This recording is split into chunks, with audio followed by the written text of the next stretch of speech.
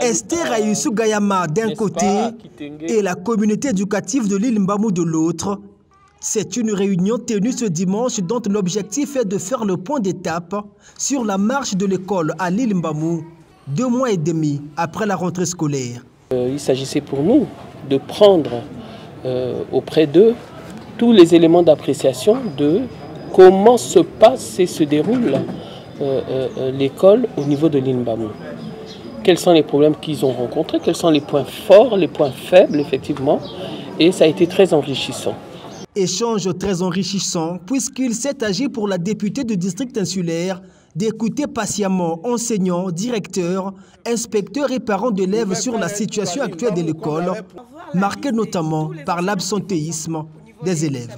Nous avons le problème d'effectifs qui est donc le résultat de l'abandon des études par certains apprenants ou encore la rétention des élèves par leurs parents en période scolaire. Vous savez que l'école à l'île Mbamou, c'est les sujets RDC, nos voisins, et qui sont majoritaires. Et vous savez même qu'à Moutangombe, on paye même les droits scolaires avec le franc congolais.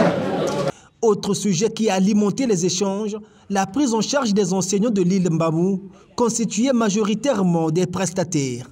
L'état dans lequel l'école se déroule actuellement à l'île Mbamou ne devrait pas être celui-là. Nous avons mis en place un comité de suivi justement des solutions à apporter à ces états, à cette alerte-là, ces préoccupations qui sont les leurs de manière légitime en tout cas. Face à ces réalités qui empiètent le début de l'année scolaire 2023-2024, Esther Ayusu Gayama rassure. Pour l'instant, nous réglons les problèmes de manière spécifique à l'île Mbamou, mais l'école congolaise, nous l'entendons bien, commandée par le président de la République, parce que nous sommes à la veille d'un événement de taille. Ce seront les états généraux de l'éducation. Et c'est au cours de ces états-là que tout va être mis sur la table, effectivement. Autre piste de solution, la prise en charge des enseignants communautaires attendant l'aboutissement de leur situation d'intégration à la fonction publique. Le district de l'île Mbamou compte 6 écoles primaires et un collège d'enseignement général.